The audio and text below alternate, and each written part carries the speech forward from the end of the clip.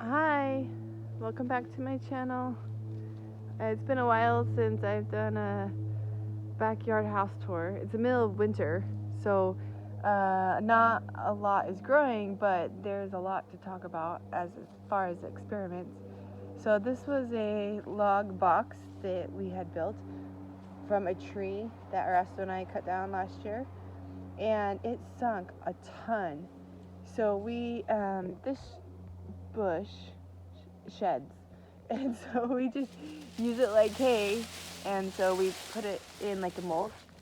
There's some leaves underneath there. There's the dirt has sunk in about 2 logs down. This was top full um, when we created it. So it's got 4 logs. So the dirt has settled down to about there, which underneath is a whole bunch of sticks and other smaller type logs, and so they must be working for it to compost and decay and stuff for it to settle that much. There wasn't a lot of leakage of the dirt, mainly because there wasn't a lot of rain. We spot watered just where we needed. There was peas here, and when we pulled them out, we planted a couple potatoes. Not sure, because it was in the middle of summer, if they would even grow, and they did, but again, it was only like 3 plants, and so we just kind of spot watered. So the ground is still like level, so it's not like the dirt seeped out. It just is settling in between those logs and sticks. So we'll add some more dirt on top. We'll let this settle for the rest of the winter. And then over here, these were once pathways, which just dirt pathways that we thought were kind of pointless and useless, and so we turned them into garden. These are egg cartons. We go through a lot of eggs at my house, and I was trying to think what to do with the egg cartons to like recycle and reuse. They're big on that in France, and we were saving them to give them to our friend who has chickens, but man, it's still a ton. So I thought, I wonder if this could be a good like weed suppressor, and for during the winter, because what we noticed after we harvested it, we had about a 2-week period where it got super warm again and a lot of rain, and weeds just popped up everywhere. And so to try to quelch that, I thought, well, what if we could put this down? Now, obviously, I thought I had a ton of egg cartons, but we ran out. It's not done, so I'm going to have to pull these weeds by hand. I mean, it's only January, so we still have a lot of winter left, so, just keep adding our egg cartons as we can to it. But so far, it's been pretty good. Surprisingly, this little area is the only one that has had a lot of grass. Mostly the grass has gone in between our little makeshift fence thing, but it's not actually seeping into the garden bed. So the line underneath the trench we had made probably is deep enough that the grass isn't spreading horizontally. So anyways, that's an experiment that we're doing with the egg cartons to see how it helps or doesn't help over the winter. And then over here, and these egg cartons are also biodegradable, so we can either remove them or just get some, new fresh soil and put on top and just keep at it. So we'll decide later. This was also a garden bed, and I just scooped up all the leaves and threw them in here again, kind of like a mulch to keep the weeds down over winter, as well as to keep the soil okay, not hardened, to amend it, add more nutrients into it over time. I did this in our backyard. I mean, the whole thing's back, but we have like our front back and our back. So this is our more landscaped, grass patio type thing. Then we have our natural in the back. So I did this last year in the back natural area. So I'm testing it out to see if it's going to work here. So also, I wanted to show you that it works so well in the back that we started just allowing the leaves to stay. Um, of course, we don't, we take them off the pathway, off the grass, but we just throw them back over into our beds because nothing was growing here. We have like ground cover, and it was really hard. I mean, in Utah, it was like a habit. You like pull out all of the leaves, clean up your yard so the leaves don't look messy. But this is ground cover, and it was so hard to get out all of these leaves from the ground cover. It was like ridiculous, and so we ended up just leaving it, and it just over time just compost down, and these ground covers are hardy and just goes right through it. And so we had planted some strawberries over here. They're wild strawberries, so they're pretty hardy. And we thought, well, they didn't really grow. I mean, it was our first year. And so let's make this, let's put the leaves over here. I was tired of we have so many trees, lug them around the yard. So let's just sweep them all up here. That'd be easier for me long term. It builds the dirt up. If it gets too high, we'll just scoop it out and move the dirt around the yard. But meanwhile, it's in a good place to compost and add nutrients that's not going to bother anybody. And it turns out, I don't know if you can see what's growing, but our little strawberries are growing through the leaves. And so, ideally you would, it'd be better to crunch up your leaves, dry them out, but it rains so frequently here that we didn't even have time to do that, and they were very wet and soluble, and some of the leaves are huge. I don't know if you can see this one, but these are huge leaves, but it's fine. We didn't have anything here, so the big leaves aren't really killing anything, and they are breaking down, so it is working. So we just kept at it on these, the border walls that don't really do anything. So that's what we did. We also created, this is our makeshift compost, but it's not our compost with everything. It's mostly with food scraps. I do add mixture of greens and browns to help with the food scraps, but we put that in there just as an experiment to see. And then we're gonna get a water storage there to come off of that roof gutter there, so we can collect rainwater. So that was our plan, our goal eventually. I don't know if we'll get to it this year, but that's our goal, hopefully. And then again, like I said, along our grass and our pathways, we just shoveled all the leaves everywhere, and it doesn't hurt anything. We left the pumpkin vines, so the leaves just went directly on top of our, pumpkin vines that were once here. And we don't touch this ground.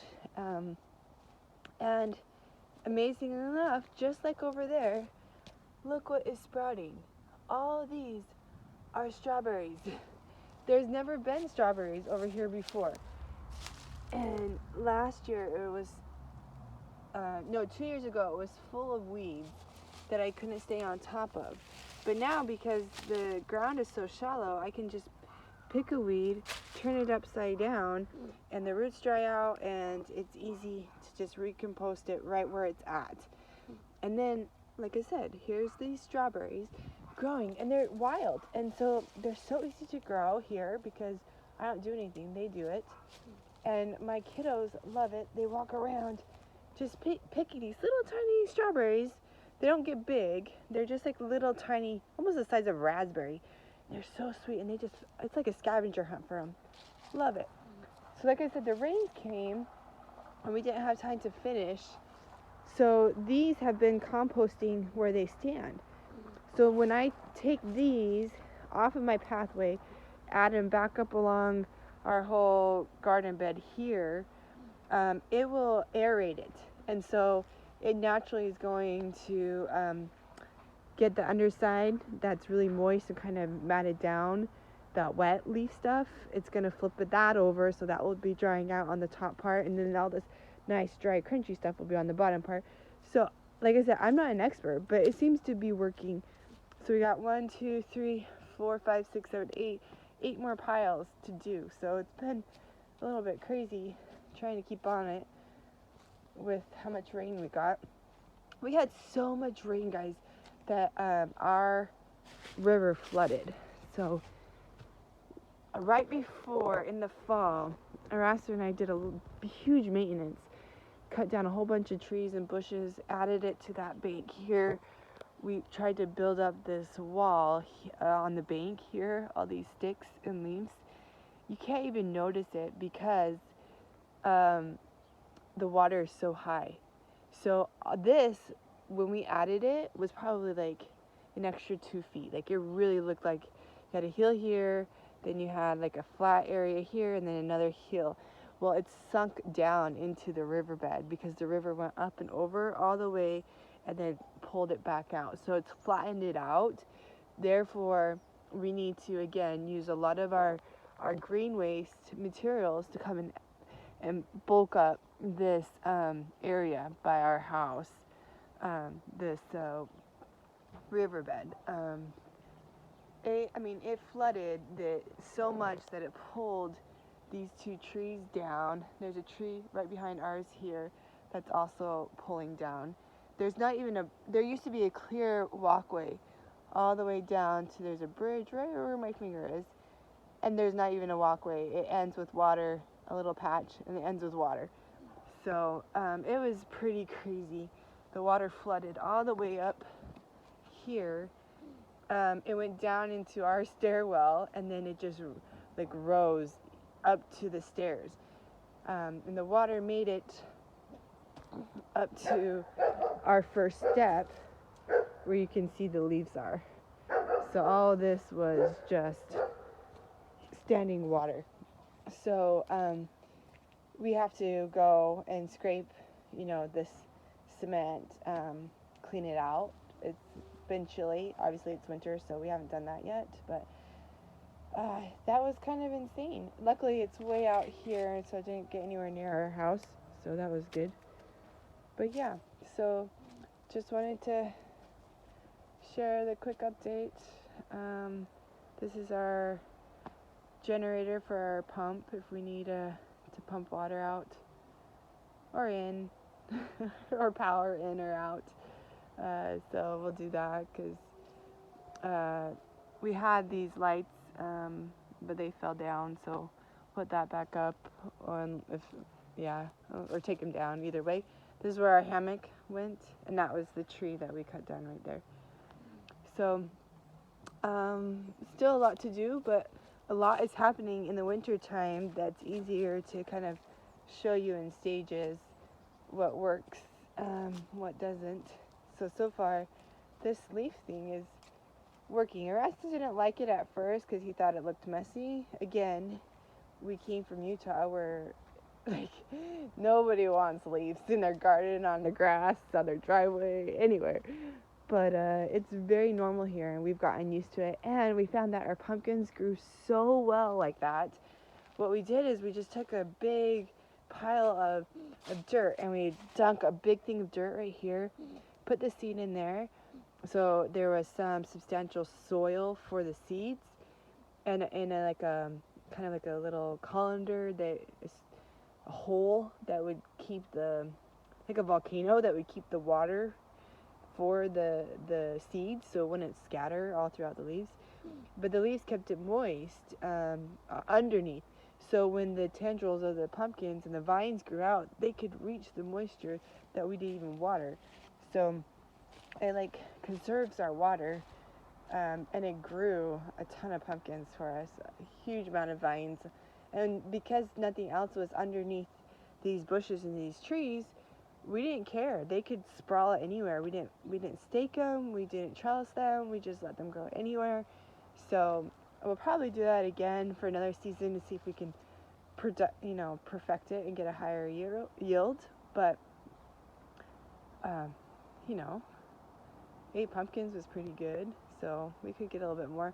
what I wanted to do is get cardboard. I don't know. Have you guys seen this? Where you like put cardboard underneath your squash and your pumpkin varieties so they don't get like a soft spot on the bottom.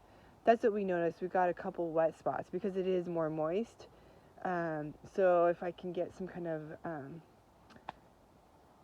cardboard to protect that, that's what I'll do. The other thing I'm going to try with the cardboard is to make collars, because we planted our pumpkins 4 different times to get them to grow, because the little critter slug things that we have, they're like, I don't even know what they are, but they're brown and they're about this big and they're a version of a slug. And people in Washington probably know what those are. But they would come and eat our plants. And so all my little seedlings that I started indoor to try to help them were gone. So same with our strawberries. These are our store-bought strawberries that are nursery bought, you know, like the big kind that you would see. Turned out really great, and then a bug would come and eat it when it was kind of pink, not quite red. So I've never grown strawberries, so I'm not an expert on strawberries. So we're gonna experiment with like collars and cardboards, and maybe I'll have the kids paint some red rocks. I saw that on Pinterest. Don't know if it works. Let's try it. So there we go.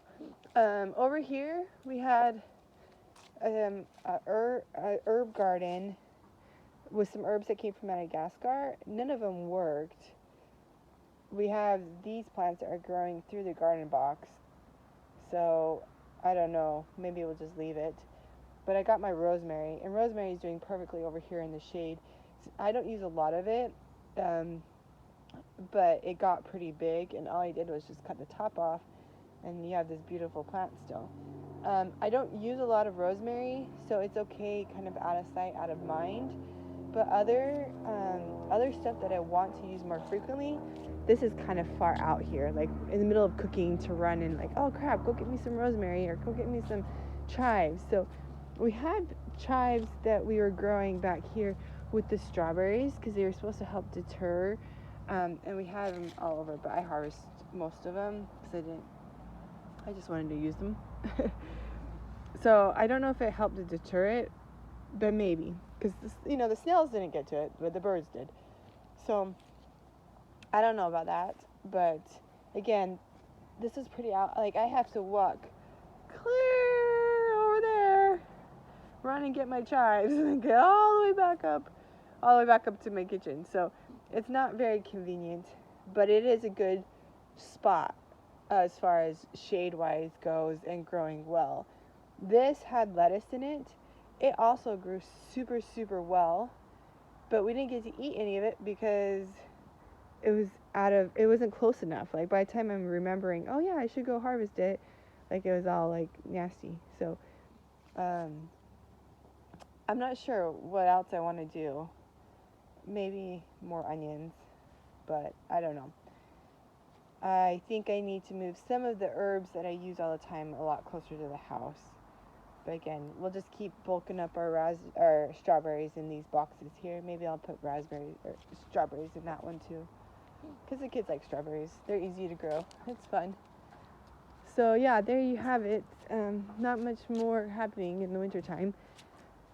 But we did finally get our blackberries to start to grow. I don't know when they're going to harvest. They're not very bushy. They have long tendrils, but they're not really. I think it'll be a couple more years before. See? So we're going to work on blackberries over here, and then see what more we want to experiment with. So, all right, we'll see you in the next video. Bye.